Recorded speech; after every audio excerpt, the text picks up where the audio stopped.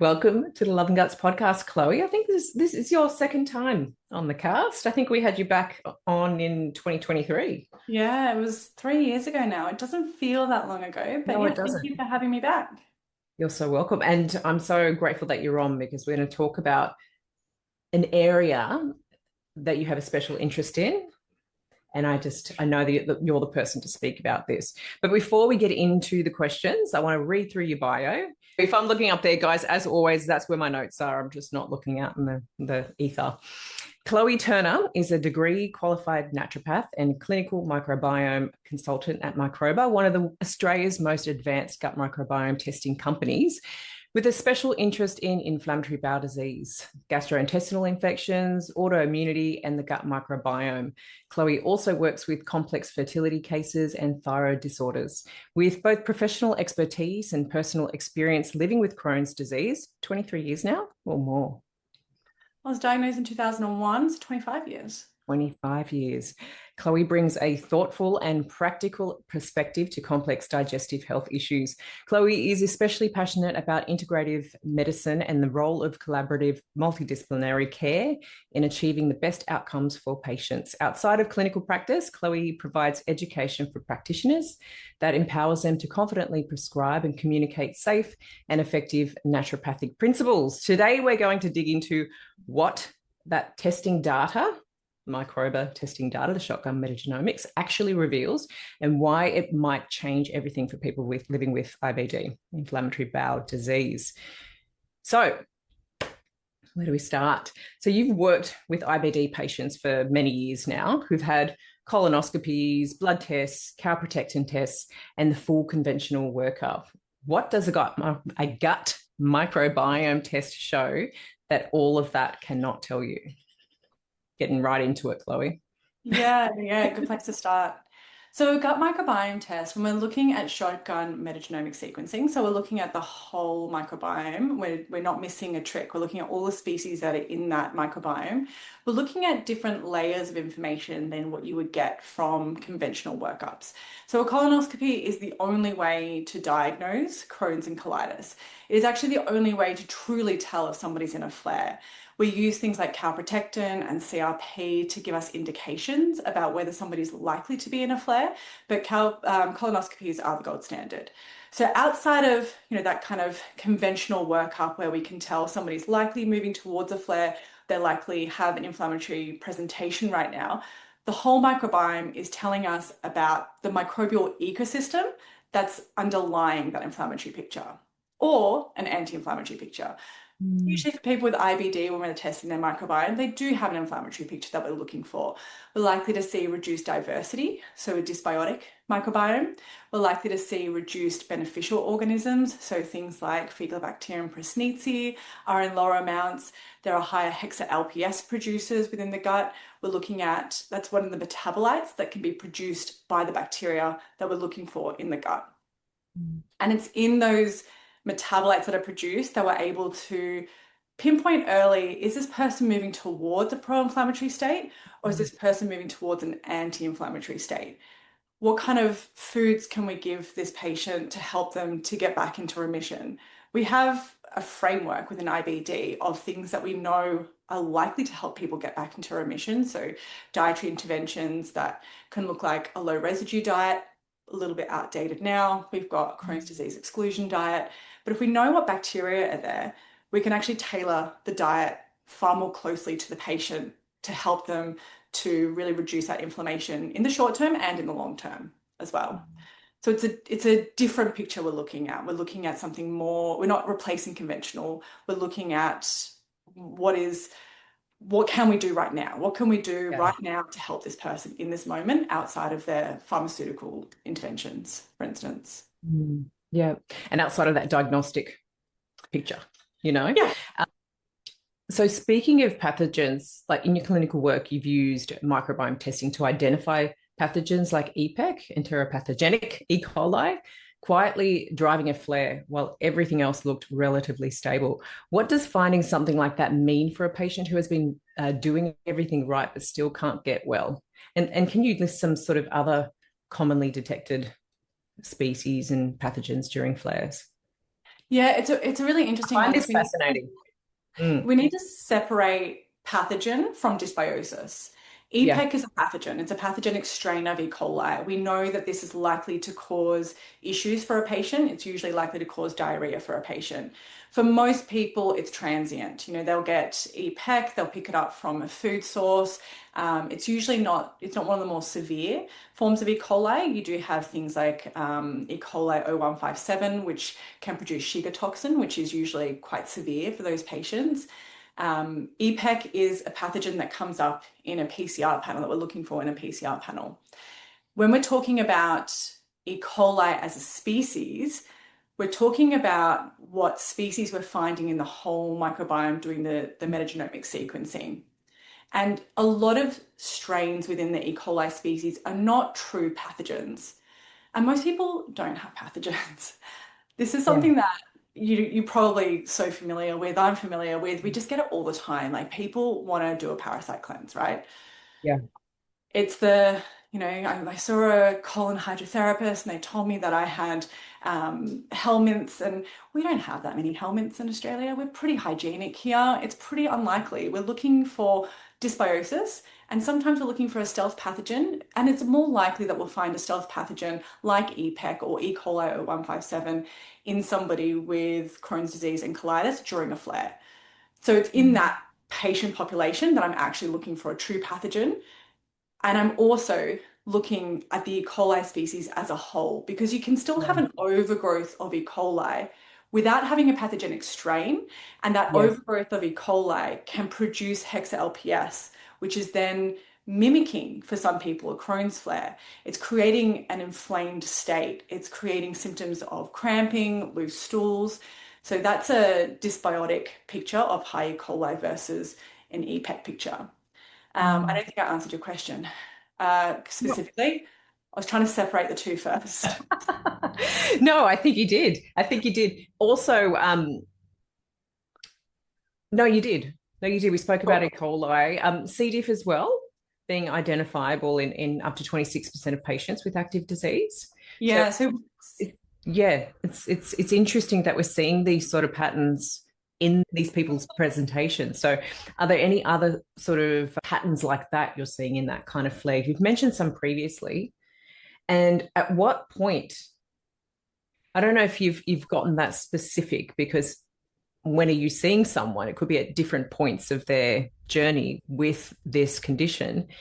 At what point are you kind of seeing these species at these levels in a presentation? Does that, like, at what point do you see a shift? Like, do you see? yeah. I think I can fill in the And gaps I there. think I've got another question about that moving on down the track, but like, are you capturing, have you been able to Yeah, capture people at a point where you're like, oh, okay, this is a very, you're about to have a flare situation, yeah. or you're in an active flare? Like, do those two presentations look different? An active flare versus a about to have one leading up to? Yeah, so I guess there's the picture of somebody who has like a low grade, mild inflammatory picture, and we are suspecting that it's an IBD flare. They have raised calprotectin, maybe their CRP is just slightly raised between like 5 and 15. We can see it a lot higher when somebody's in a true moderate to severe flare. So let's say they're in this like low grade flare where their calprotectin is just raised, their CRP is just raised. And in these people, their symptoms are they seem very gut specific. And I really want to Mm. highlight that IBD is not a gut specific disease. It's ulceration of the digestive system, is a simple way to put it. But for most people, it's systemic inflammation. It Yeah. is inflammation in the eyes, it's joint inflammation, it's severe fatigue. Predisposing you to a flare, most patients will tell you that even before the gut symptoms start, the fatigue sets in really early. So in this person who has a really low grade, what we think is a low grade IBD flare, we might find an infection in this person's gut because they don't have the systemic inflammation. I'm suspicious that this person has an infection, that they don't actually have a true IBD flare, that maybe there's an infection there that's actually triggering the calprotectin, the neutrophils to come into the gut. Maybe, we're not seeing that fatigue, we're not seeing the inability to get out of bed in the morning, the headaches, the bloody stools. We're seeing loose stools, but that's pretty much it. So when we identify EPEC in somebody like that, or a different type of a pathogen in somebody like that, by treating that bacteria, we're likely to see them go into remission if that was what was triggering them. Yeah. In another person, that's somebody who looks like they might be in a flare, but they may not actually be in a true IBD flare. It's just their symptoms are mimicking it. And then you have somebody who, I'll talk to a patient I can think of right now where they had no idea that they were in a flare at all. And I sent them a test months before. Months. They bought it, they let it sit there. And all of a sudden they've decided to send it in, and I get a result back, and they've got raised calprotectin and they've got dysbiosis. And I've called them and I said, we need to talk. And they weren't aware that they were leading into a flare. So it was one of these situations where I was able to catch it really early. We were able to get intervention through the gastroenterologist early. We were able to retest some of those things just to see, was the calprotectin moving around? Was it still elevated? And he was really grateful because he was somebody who was very adamant on not going on to more serious medication. And so by catching it early, we were able to use more moderate medications. So things that were able to put him into remission quickly, and he was able to maintain that through diet and lifestyle. So it can make a big difference for their Absolutely. pharmaceutical journey as well. Yeah. And you've written about how the uncertainty of relapse can leave you paused from moving forward, even when you're well. How does that psychological weight of waiting for the next flare affect somebody's quality of life? And is that something you see reflected in the patients and communities you work with? Yeah. Have you ever met somebody with inflammatory bowel disease that doesn't have a little bit of health anxiety? Oh, It's yeah, absolutely. I'm thinking of a patient at this point in my life who it's the cyclic nature of it and the unpredictability. It's frightening for this person traveling because they're kind of, or even getting up to go to work. Like, where's the toilet? Do I need to eat beforehand? Maybe I should avoid eating, all of the sort of things that, come up for him personally. But yeah, sorry, I interrupted. But yes. No, I asked. And and to that point, there are apps now that will help you to locate public toilets. And this is Amazing. designed for people by people with IBD, because wherever they go, they need to know if there is a toilet going to be Yeah. close by. Accidents are not uncommon in this community, and your flares can feel like they come out of nowhere. The psychological weight of waiting for your next flare does increase the incidences of anxiety and depression in this population. So you're about 25 to 40% more likely to suffer with anxiety and depression when you have inflammatory bowel disease. Mm. I always wonder about those statistics. Like, do we ask everyone? Yeah. Because in my experience, and maybe it's just the people who come and see me, I would say it's even higher than that. That most people have some level of not just health anxiety, but maybe it's an anxiety around their entire life that has predisposed them to this development of autoimmunity as well. I talk a lot about my own experience with dealing with the uncertainty I of. love to hear this. Like, how did you or do you move through this pause? I love you when you say how did I, because it's definitely do you, because I'm Yeah, still, how did or do. yeah, Previously, how do you currently? What have you found works? it comes in waves, right? Like sometimes I feel like, I actually have a joke with my husband that like when I'm well, he's like, I think I'm invincible. And I think that like nothing can hurt me. And then as soon as you get a little bit of a sign or a symptom, and I think it's very honest about my experience with IBD, but also my experience as a woman. When you experience symptoms, we really go internal and we go, what is that? What does that mean? Yeah, yeah, And when you experience those symptoms, it can sort of switch me quite quickly into what's happening? How do I? And you start guarding and you start going, okay, now if I get a loose stool, is it my brain? Is yeah, it, the brain that's triggering that release that is actually causing me to have diarrhea, or is it actually a Crohn's flare? So how do I manage it? Look, I do a lot of yoga and meditation, and sometimes I'm great at doing it regularly, and sometimes I'm not. I find that managing the nervous system is number one for patients with IBD. It's not just me, it's not just IBD patients, it's all your autoimmune patients. It's most of our patients that we're seeing. We need to regulate the nervous system because when you feel those symptoms come up, or you get a grumbly tummy or a cramp, or wake up really tired one day, sitting with the discomfort and just being able to accept, okay, this might be an hour. How do I feel? How does it feel in my body? Let's acknowledge how that's feeling. Kind of keep moving through the day and allowing yourself to sit and let it go, I think is really, really powerful. And that's one of the best things you can do to help you to move forward when you have a condition like this. Amazing. And are you also, if you feel as if something's about to turn, do you tend towards eating a certain way, or do you reach for certain supplements just in case? And Totally. does this help? How would you know? I mean, you do kind of know, but sometimes you don't.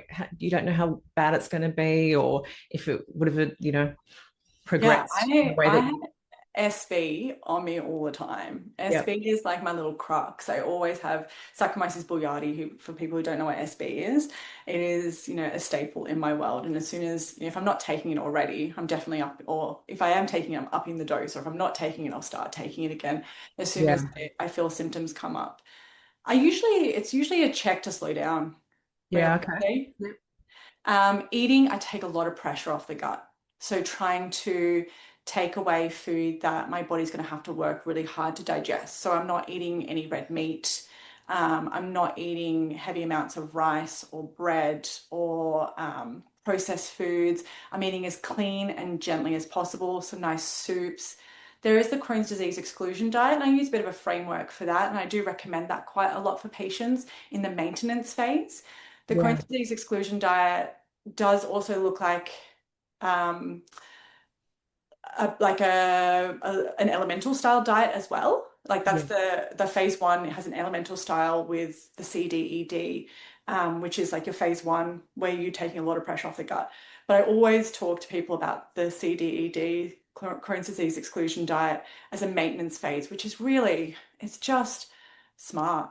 It's mostly like Mediterranean diet, whole mm, foods. We're not over consuming gums, emulsifiers. We're not consuming processed foods, high fatty foods, minimal animal fats, things like that. yeah. And do you ever use the elemental actual diet, like the formula, pre-made formulas? And how do you find those? A lot of people don't love Yeah, it for terrible many reasons, compliance. based and also socially. It can be, you know, Food's emotional. it Take totally food is. away from people and they Yeah, get very emotional. I get emotional. I absolutely. love, Me too. The European yeah, in I me love would be devastated. totally. Yeah. I feel like an elemental style diet, like a liquid diet, is the data is great. It looks so good. And in children, it's been shown to be incredibly effective. And if you combine it with the CDED, that's not as restrictive as an elemental diet on its own. So that's where I would preference. For adults, terrible compliance. Yeah. Doesn't mean I don't think they should try it. I just always preface to people, look, this doesn't have great compliance. I think it's a really good idea because it's really effective at helping you to get into remission quickly. If it doesn't work out for you, that's also okay. Mm. Is it tolerated well by that population? I think sometimes certain elemental diets can really aggravate people. So I Oh, wonder in that sort of population cohort, like how are they responding to it? You said it's been really effective, like the results in it are a great. true elemental diet is effective. There's a bastardized type of elemental diet that a lot of people in Australia are getting, and it has high fructose corn syrup and Mm. casein protein in it, and it's not hydrolyzed casein protein. Yeah. So while some people find it effective because you're taking all the pressure off the gut, it's highly inflammatory long term. So I never recommend those ones. I recommend the hydrolyzed marine proteins and nothing that your gut has to work hard to break down. So And just like a short term, true I'm hearing. Just a short term duration of short. taking it versus, let's stay on this for months and months and months. Definitely. Look, I know people who've done it for months and found it to be really effective to do months. And they've done like the casein high fructose corn syrup one, but I haven't followed up over years to see how that actually worked out in the long term. But that, 25 years ago when I was first diagnosed, that was what they were doing. And it was we didn't have biologic medications then. It was too new. It was all prednisolone and elemental diets. And for kids, they didn't want to put kids on these really hardcore medications. So an elemental diet was a great Made sense. option. Yeah, or PN, partial enteral nutrition is probably the better terminology for the ones that they're doing in hospital situations or outpatients that have been hospitalized with Crohn's. But yes, look, differing in terms of clinically, I have different experiences whether they've been effective or not. The data looks excellent. Yeah. Clinically, I see differences between compliance for sure. It's definitely something I love to have conversations with patients about, but I'm always really honest about what it could look like for them. It's just a trial in the end. And 3 days is all you need to start with. If you can get them to 2 weeks, excellent. But I tell people to start with 3 days. That's it. Awesome. I wonder how their bowels would move when they're on that solely. No, no solid foods. So does having that microbiome data, actually being able to see what's happening inside, change that psychological experience at all for people? Does it give people a sense of agency that they didn't have before?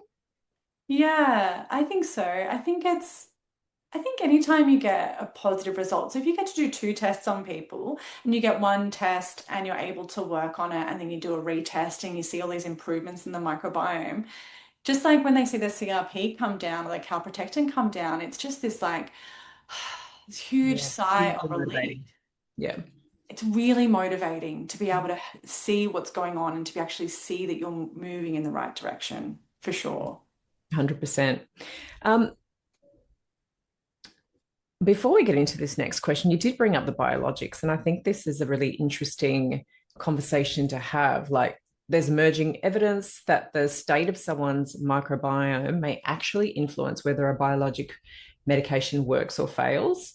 And you've Mhm. seen this clinically. What does the research say about the microbial state and the efficacy of biologics? So the research is new. It's very preliminary at this stage, but it's emerging and it's growing and it's fascinating because the world of biologics has just exponentially grown as well within Crohn's and colitis. We used to just have two about 15 years ago, and now there's a whole host of them. And there's a lot of people will fail the first treatment, or some people, I should say, will fail the first treatment and need to move on to a new biologic. So they've started to look at why some people fail and having a look at the microbiome and just see whether there's any patterns in the microbiome of people who have been failing these medications. And what they found is that the bacteria may potentially be influencing the responsiveness. So if we are able to see this microbiome first and we're able to support the microbiome and potentially influence the microbiome before they start the biologic, wouldn't it be lovely to be able to improve the ability to The outcomes. respond to these Absolutely. medications? And it's the E. coli family. That this is where we see a lot of the issues with non-responsiveness to biologics. We see hexa-LPS being produced, which is pro-inflammatory. We're likely to see pathogenic strains come up in these patients. So E. coli is not harmful for everyone. There are some strains that we actually take for constipation. E. coli Yeah. miscellae is a beneficial strain. Mm. But for people with Crohn's and colitis, it may be. And I should also say, it's not necessarily that the E. coli is the problem that they're exposed to more E. coli. It's that the inflamed gut will allow the E. coli to live there more happily as Mm. well. So it's a bit of a catch-22. You reduce the inflammation, the E. coli reduces, reduce the E. coli, the inflammation reduces. So it's, start with both, try both at once. Yeah. And you know what? Like, wouldn't it just be fantastic if it was standard practice that a person experiencing an inflammatory bowel condition was sent away to do the comprehensive gut microbiome test to work on these areas, identify these bacteria, reduce the inflammation, sorry, the hexa LPS and all the rest of it, and then look at the biologics. So if that was kind of put in place prior, oh, amazing. Like, just honestly, save a lot of people money and time and Well, stress and The biologics take time to work. So if you are able to do it right at the start of somebody taking that medication, if you're already making those changes, whether it's with Working in protein. conjunction with. So if someone started biologics, you could, you'd still be completely fine to be doing the microbiome test, of course, and then Yeah, reduce concurrently. reduce that picture in order for them to be more effective. That would still be. Definitely, definitely. You know that when I was first diagnosed, they actually said that we don't think diet has anything to do with IBD. Wow. And it's changed in 25 years. We Yes. now understand Thank that, the and Lord. gastroenterologists have that conversation now. Yeah. I remember actually saying once, I had a friend who was celiac, and I thought, oh, that's easy. Wish I could do that instead. I'm Yeah. pretty glad I'm not celiac now because I really do love having a piece of sourdough bread every now and again. But it's changed in how we talk about it. I used to eat junk food off my gastroenterology appointments as a kid. Mm. And I'm sure lots of adults that are experiencing IBD just intuitively go, oh, okay, when I eat this, I really feel the aggravation, or my flares are 10 times worse, or whatever it might be. So hopefully some people are just naturally going on a less triggering type of diet when they feel like a flare is about to come on, or do you not experience that? Yeah, I think what I try to really talk to people about is intuition versus anxiety. Mm, Because we can think that our anxiety is intuition, and we can get anxious around certain foods and create these really restrictive diets for ourselves if we don't have the understanding or the education. yeah, Create these really restrictive diets because we had this one food one time that triggered something, and then that creates an anxious memory. So every time you start to eat these foods, you have anxiety, and people will think it's intuition or they think it's intuitive eating. But you have to really, this is where meditation, I think, is really important because that really helps you to separate your intuition from your anxiety. yeah. And that I So 100% important. intuitive eating. Yeah, absolutely. And also working with someone. So you're not kind of, like you said, there might be fear wrapped around certain foods and you've developed a certain relationship to food. But you might just be on that for a long period of time, that restriction for a long period of time. And that kind of may cause other sort of destruction to the microbiome. So working with someone that is well versed in this area to guide you through it when there's a flare, when there's a calm, and then a calming period, whatever you want to call it, a non-flare, I think would be really important. So going back to the questions, because I just jumped ahead. While you're looking at those questions, I love food. Yeah. And I tell people that as soon as they Yeah. come to see me, I'm really open. A lot of Yeah. people know before they come to see me that I also have IBD. My experience is not Awesome. their Not experience. awesome that you've got it, but awesome that you can share that with them. Feel really The heard. beauty of our industry too, being a naturopath, I feel like we have this ability to create these relationships with people where we can coach and confide as well in our own experiences without conflating too much because my experience is not theirs. But the first thing I tell people when I start seeing them is I love food. I eat as many different foods as I can, and I want that for you because living in fear of food it's not living. Yeah. It's No, not definitely living. not. Yeah, it's consuming for all the wrong reasons. So we've spoken about that pause and what you do, which is fantastic. Is there a type of meditation that you kind of like to dip into? I And do you recommend a place where people start if they haven't, if they've wanted to, or they've tried and they're like, I can't sit in silence, or Mhm, the mhm, monkey brain, which is mhm. supposed to happen, by the way, we just let it happen. But is there one that you sort of feel would be a really nice entry point for people? Yeah, I love that question because most people, when you start talking about meditation, they think that their brain is meant to be free of thoughts, which is Mm, not true at all. And the sooner we realize that, the sooner we can sit with all of our thoughts going and just learn to accept that they're there.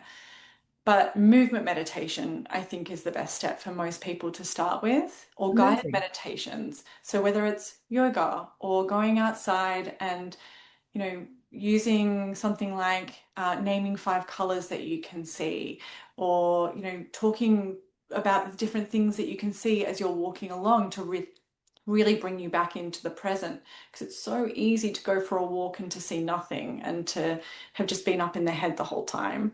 Yeah. There's what's the book? Miracle of Mindfulness. There's a story. I want to say I'm going to pronounce his name incorrectly. Um,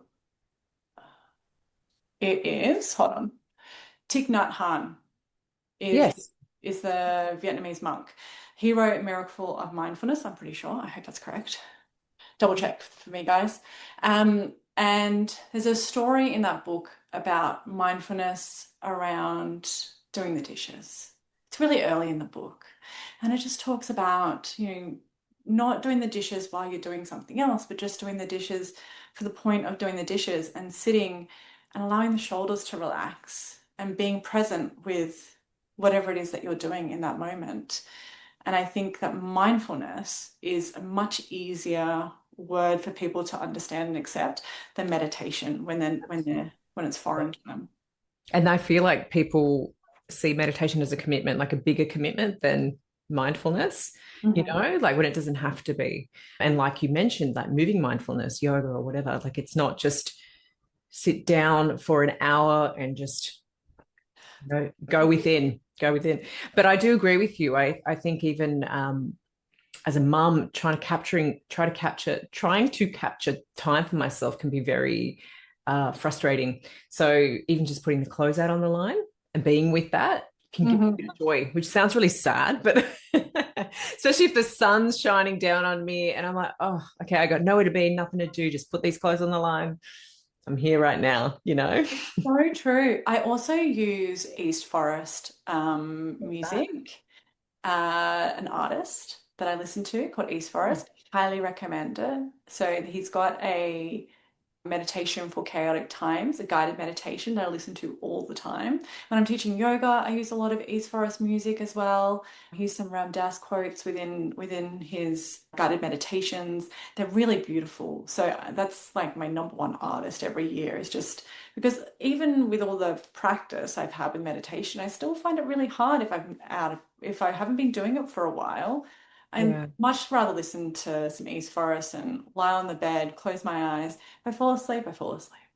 Yeah, beautiful. Must check that one out. So you've shown that a patient can be in clinical remission, feel okay, and have their cow protectins settled down, yet their microbiome remains in that danger zone. What does that actually look like on a test result, and why does it matter so much? So if you have somebody who is technically in remission, so let's say their calprotectin is in range, their lactoferrin's in range, their CRP is fine, maybe they even had a positive colonoscopy where they had NAD, nothing abnormal detected. The likelihood that somebody's also going to have IBS in that state is quite high. So if you do a microbiome test when somebody's in remission, you actually have the opportunity to have a look and see if there's anything that's triggering symptoms or that's likely to lead towards more systemic inflammation.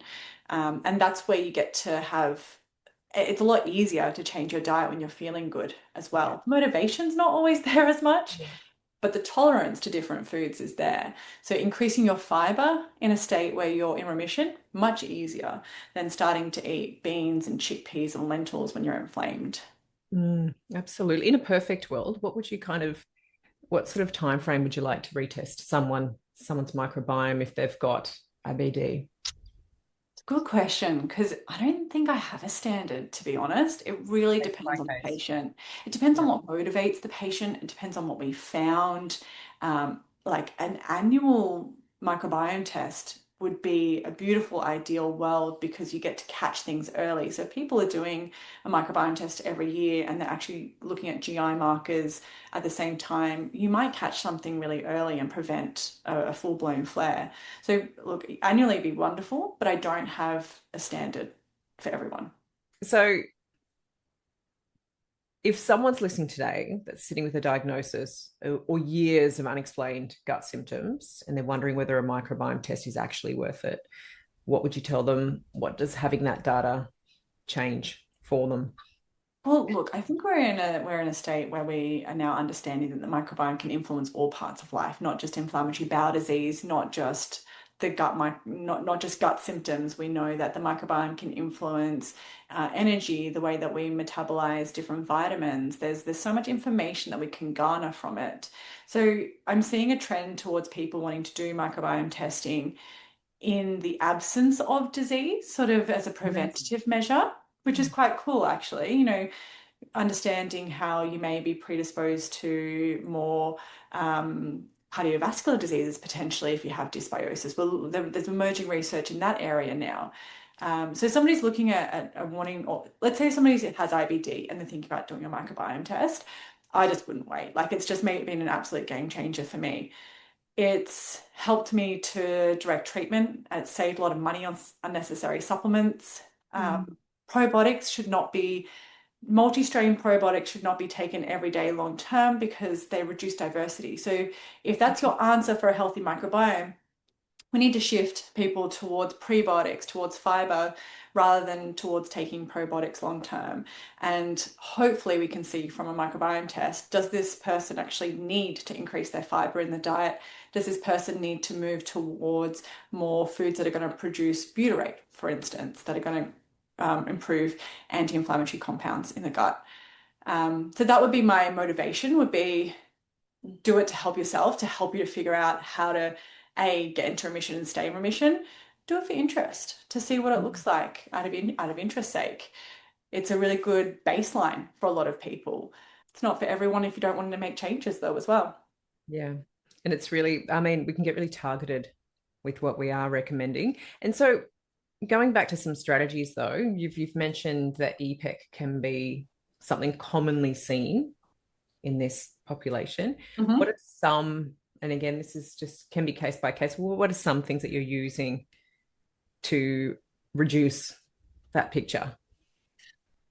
EPEC, because it's a true pathogen, we do have to refer to a medical professional if it comes up in a test. So I just need to kind of put that out there that if you have EPEC come up in a test, you do need to refer on to a GP or gastroenterologist. In terms of antibiotics, they're not always effective. So EPEC can create biofilms and can become a stealth infection, which means that it can be resistant to certain antibiotics. There are some antibiotics that are more likely to be effective than others, and that's obviously for the GP and the gastroenterologist to decide on. And concurrently, I will be doing things like there are specific probiotics that have been shown to reduce E. coli species overall over a period of 3 to 6 weeks. So I do use probiotics short term for those Mm. patients and specific strains that we're looking at. What are those specific Oh, strains? I knew you were going to Sorry. Hold on. Sorry, mate. We can put that in the show notes if we can't That's get a good it idea, right now. actually. I'll put it. There's three strains, and Okay. I can put them into the show notes. That's a good idea. Yeah. Would it be in your webinar notes? Yeah, it is in the I will webinar. go and have a squiz. Thanks. Yeah, cool. So it's there. It is a data there. So if any practitioners want to know that data, it is a webinar that I've completed with for Microba which is for healthcare practitioners only. Yeah. Other things that I look towards as well is pomegranate and garlic. So I do find those to be quite effective at supporting the overall microbiome. Berberine does have some evidence with E. coli to actually reduce E. coli. However, we do need to be careful with berberine. And I guess this is the benefit of seeing the whole microbiome is you can actually see how what's the word I'm looking for? Like how solid the microbiome, like how resistant the Yeah. microbiome is likely to be. Like, do they have really good diversity? Do they have really good richness? Do they have a lot of really positive species? So one of my patients had the most beautiful microbiome and EPEC.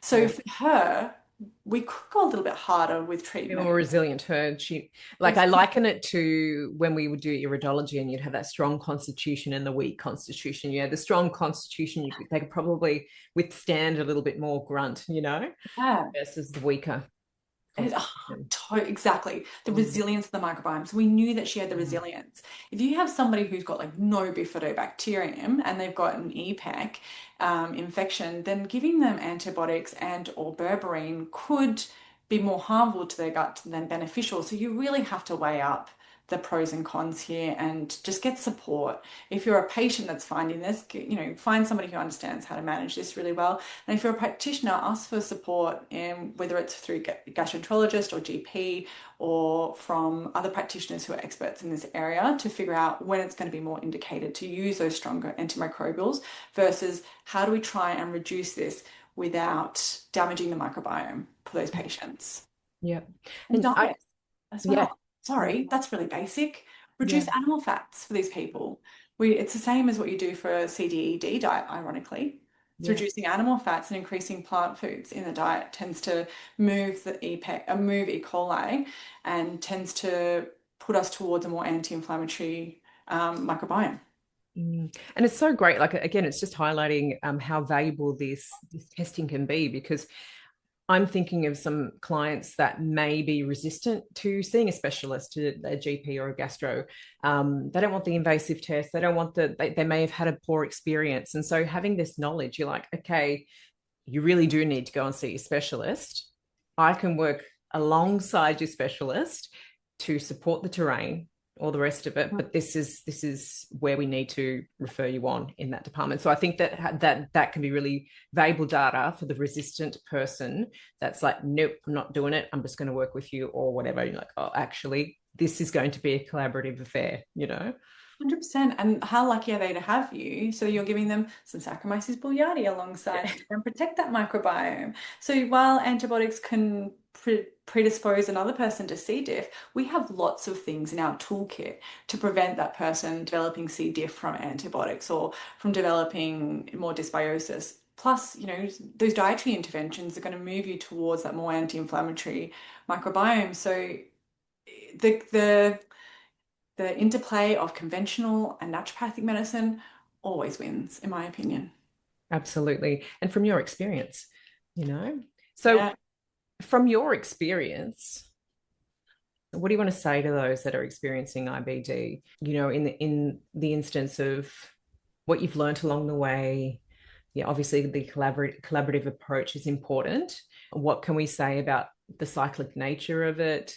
Flares, does it get better for people? Can they kind of make that duration between flares longer if they work with someone? What do you want to tell people to give them hope and a better quality of life?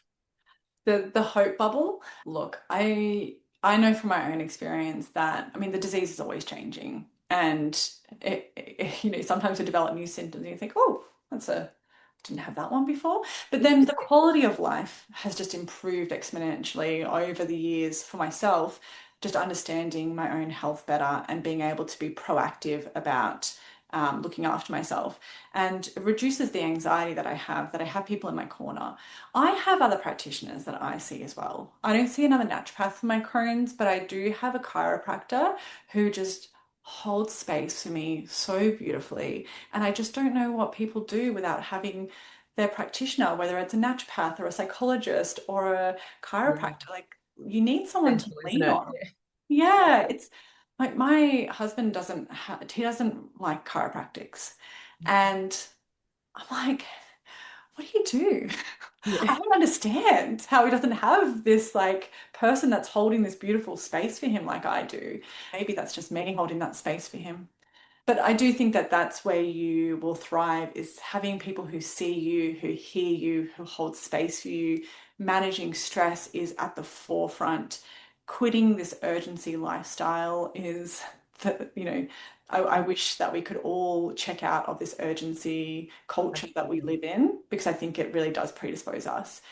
And we also, as women who are more likely to have Crohn's, although it's pretty close 50-50 for ulcerative colitis, for women who have autoimmune diseases, we have so many fluctuations with hormones. So the disease can develop, it can develop in its severity and longevity around having babies, around menopause, puberty, things like that. And hold on, because you still can't, once you've come out the other side one time, just remember that you can come out the other side again, and you can make a difference. Exactly what you said before, it's the duration between flares just gets longer and longer. Some people go into remission for 2, 5, 10 years. Amazing. Which is always, that'd be nice. That'd be a nice goal to work towards until menopause hits. Let's not, hey, may not be your truth until menopause hits. You could be the anomaly.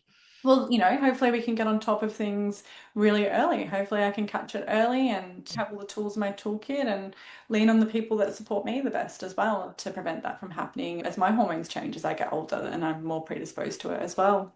Well, I'm grateful that you're doing what you're doing and you're sort of holding the space for those that are walking through this IBD world. I couldn't think of anyone better to support people in this area. So Thanks, Linda. It was a rocky road to get to this point in terms of learning to lean into my own experiences to become the practitioner I am. yeah. Because I didn't go down this path for a long time first. I didn't work with people with IBD for the first 5 years of practice. So I love it now. I really do love it. And I love talking about it. And I love helping other people. And I love collaborating with my gastroenterologist as well, to get better outcomes as well. And honestly, that lived experience is just gold because you do provide hope for people, that true hope, not just theoretical or on paper or what you've seen in clinic. It's like actually this is lived hope that you've experienced. So, is there anything else that you want to mention that you feel like we haven't addressed today? No, I think we've covered everything. I mean, I could talk for 5 years if you asked Yeah. me to, but I think I think I've covered all the topics that anyone might want to hear today about IBD. And if anyone has any more questions, please reach out. I'm always happy to support and talk and educate on this area. I really love it.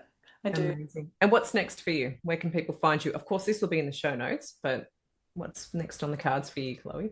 So I'm still in clinical practice. I do some part-time work with Microba, and I'm also in clinical practice. So I consult online, and I also have mentoring. So I do mentor practitioners in the space of IBD, chronic complex gut issues, and also complex fertility, which is my little, I think it's my ADHD brain needs to have a couple of avenues open at one time.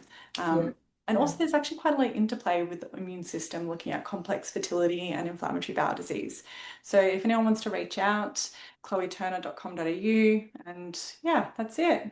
Don't Amazing. mind having a chat anytime.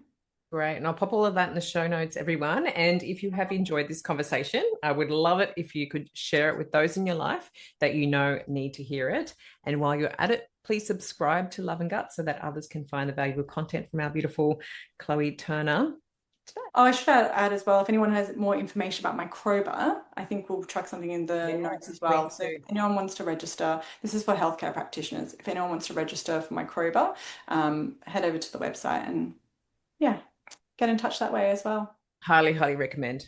Use them. Love the education, love the actual tools. I just, yeah, cannot recommend Microba more. So, yeah, go check it out, Thank guys, you if you haven't started. always for your time as well, Linda. Appreciate it.